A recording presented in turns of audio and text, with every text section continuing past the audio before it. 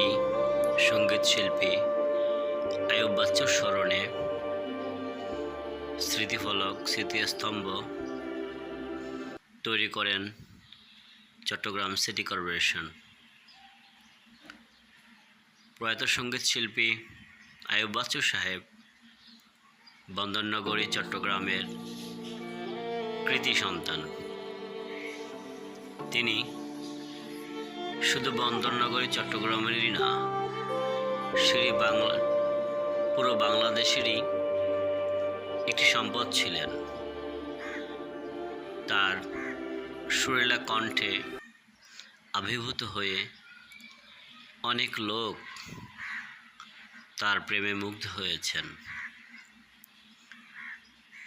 তিনি একজন ভালো মানুষ ছিলেন।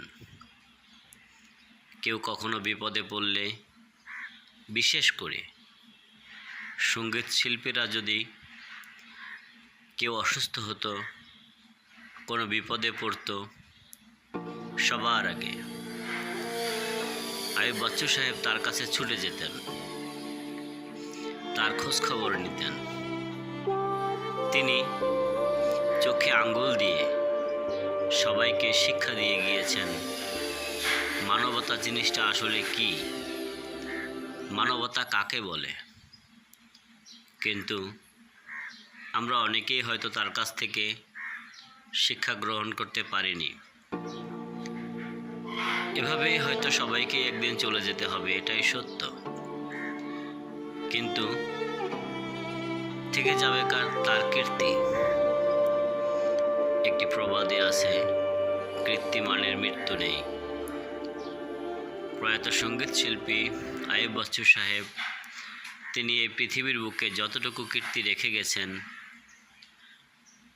পৃথিবীর লোকজন তার এই সুমিষ্ট কণ্ঠের মাধ্যমে, সুরেলা কণ্ঠের মাধ্যমে তাকে মনে করবে, এটাই আমাদের বিশ্বাস। আর আমরা তার জন্য দোয়া করব, আল্লাহ সুবহানাহু ওয়া তাআলা তাকে জান্নাত দান করুন, তার জীবনে গুনাহ খাতাগুলো মাফ করে তাকে জান্নাতের মেহমান বানিয়ে নিক।